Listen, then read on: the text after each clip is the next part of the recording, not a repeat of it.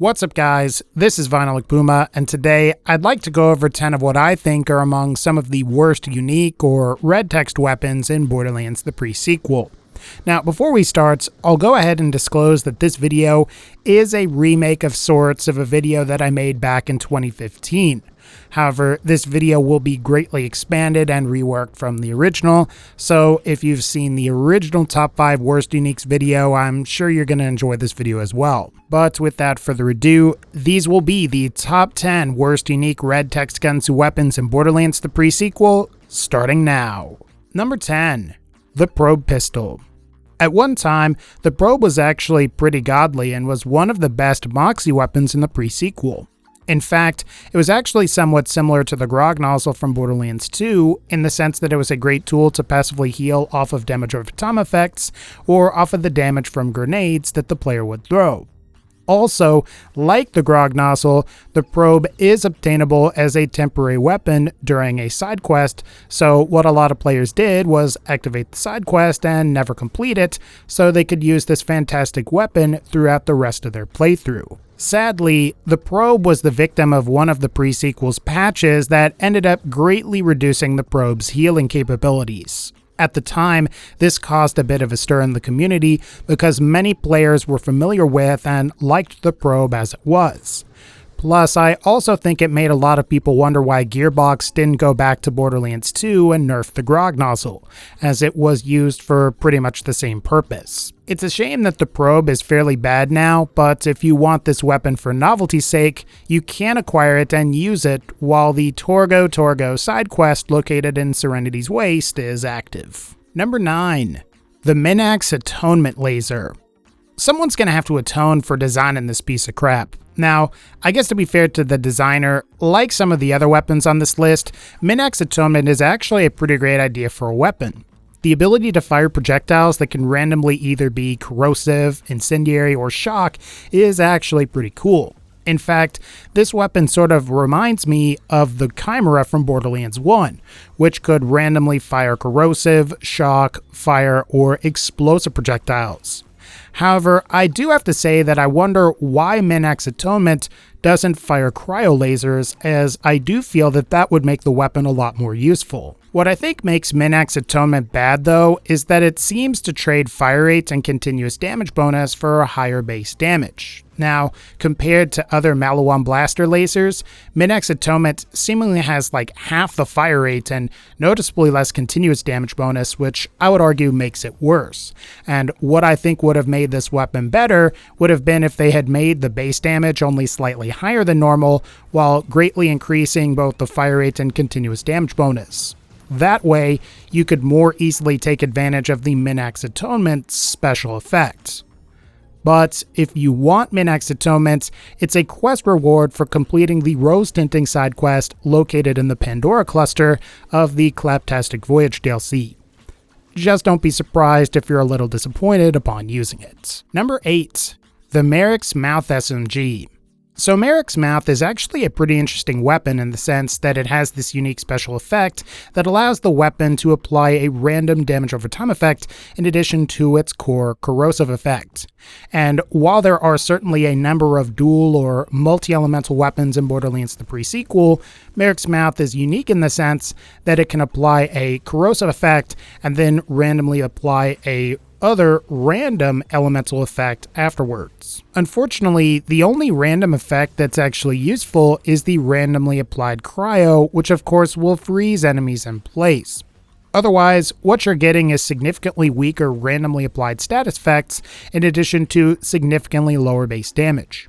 In fact, if you were to compare Mariks Mouth to a glitch variant of a regular bandit SMG, you can see just how much lower the damage is on Mariks Mouth.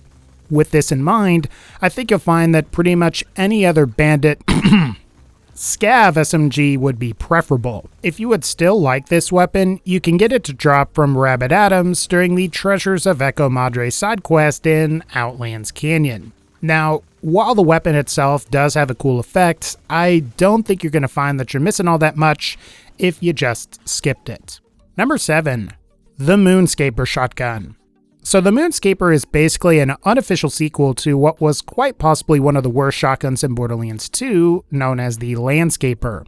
The Landscaper was notorious for being one of the few weapons in that game to have projectiles that veer away from the crosshairs, and as you can imagine, this makes firing accurately very difficult as you have to aim to the sides of an enemy to get the projectiles to even hit. Now, in the Moonscaper's defense, it is marginally better in the sense that it does have at least one projectile that hits at the center.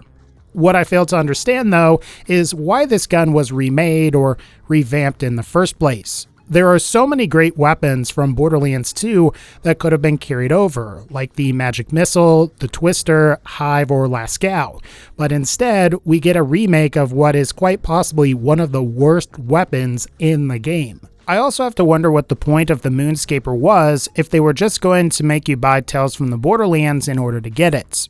Say what you will about how it's lame that you can only obtain certain weapons this way, but I can certainly say that the Moonscaper would definitely not convince me to get Tales from the Borderlands if I was a little iffy on that game in the first place. Hopefully, Gearbox will bring back old unique weapons people liked before bringing back crappy ones like the Landscaper. Number 6. The Wombat Shotgun. I don't know about you, but this weapon must be some practical joke from the developers. If you can believe it, the Wombat is basically a worse version of the Moonscaper and the Landscaper shotguns. Instead of a square, the Wombat shoots in a pentagonal pattern, meaning that maybe one of your projectiles will hit if you aim center mass. However, what's more likely is that all 5 of them are still going to miss, with the other 4 on the sides somehow managing to veer even further away than what the Landscaper or Moonscaper were capable of. Like I mentioned with the Moonscaper, I failed to understand why anyone working on a Borderlands game would think that adding or making a newer version of the Landscaper would be preferable to making newer versions of unique weapons that people actually liked.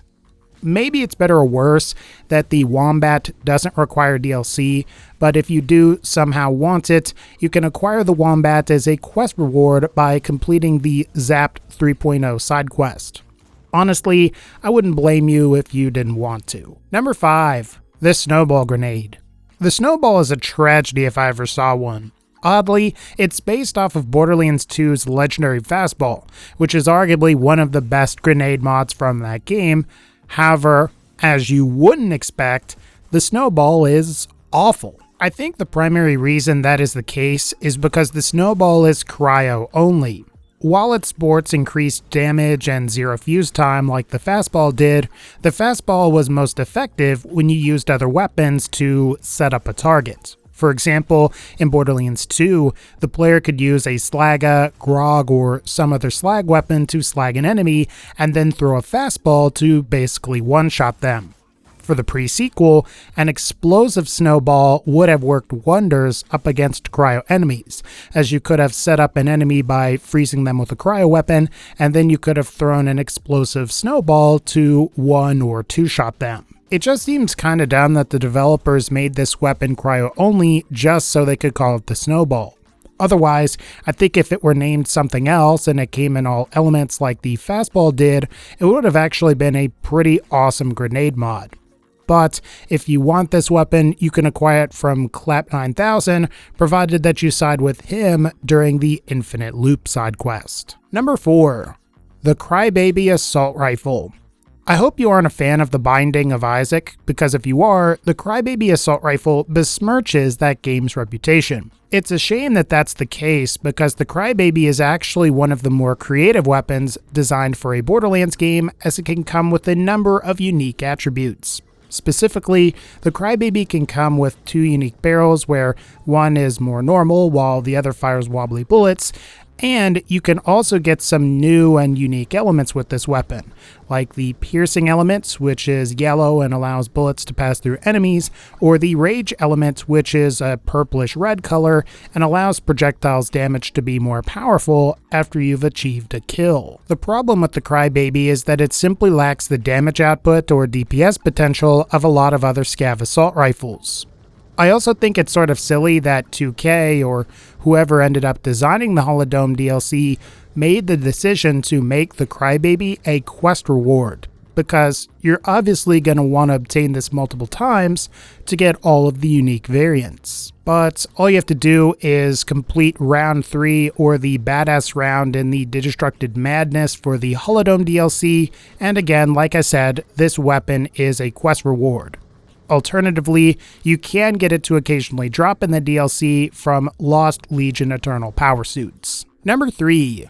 The Jacka Cannon Shotgun. It's no secret that the Jacka Cannon is a feculent piece of crap. As I'm sure you can probably pick up on by this point, the Jacka Cannon was meant to be a community event weapon for Halloween, and was originally meant to drop from a modified version of Deadlift called Undeadlift in the very same place in Regolith range. Basically, what this weapon does is fires, or perhaps more accurately, lobs slow-moving jack-o'-lanterns that eventually explode on impact, dealing damage. Now, at first glance, you may think this weapon could potentially be decent. However, the problem with the Jacko Cannon is mostly because of its slow projectile and its inability to perform critical hits. And while the critical hit part can be remedied by Nisha's Tombstone skill, this doesn't fix the lobbed projectiles, which typically take too long to reach targets. It's also worth mentioning that the Jacko Cannon doesn't benefit from the vertical grip or casual prefix, which I would say is a sin in of itself, as the vertical grip is amazing and usually improves most of the shotguns in both Borderlands the pre-sequel and Borderlands 2. At this point, if you wanted to obtain this weapon, it supposedly can be acquired from any suitable loot source. However, I think you'll find that it is so rare and so bad that it's not even worth your time, even if you do manage to find it. Number 2. The Frostfire SMG. The Frostfire is very similar to Borderlands 2's Cullen SMG. In fact, the major differences between both weapons are that the Frostfire is a dual fire and cryo-elemental weapon with an orange weapon skin, while the Cullen is a dual slag and shock elemental weapon with a purple weapon skin. Like Borderlands 2's Cullen and its issue with self-slag, the Frostfire has a similar effect that self-freezes the player.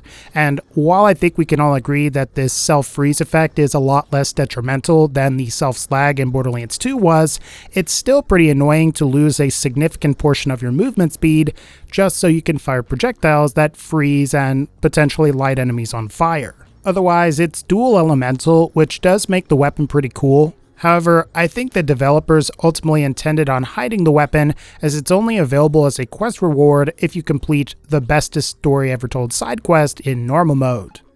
Maybe 2K Australia knew it was pretty bad and they didn't want us to obtain it in later difficulties, but I'd be curious to hear your opinions in the comments section below. And finally, number 1, the Boxy Gun SMG. What a boatload of ass! As someone that really likes TDR weapons from Borderlands 2 and the pre-sequel, the Boxy Gun is an abomination. I believe the Boxy Gun is the only weapon in any of the Borderlands games that explodes when you try to reload it. Strangely, the more ammo is in the magazine, the more likely that the Boxy Gun will explode, making this SMG totally counterintuitive to how most regular TDR weapons operate, in the sense that they're generally most effective after firing 1 or 2 shots and then reloading for the maximum reload damage. So in a sense, the player is penalized for using the Boxy Gun in a way that they might expect. I guess if you want to acquire this weapon, you can receive it from the second round or badass round of the Digistructed Madness side quest in the Holodome DLC.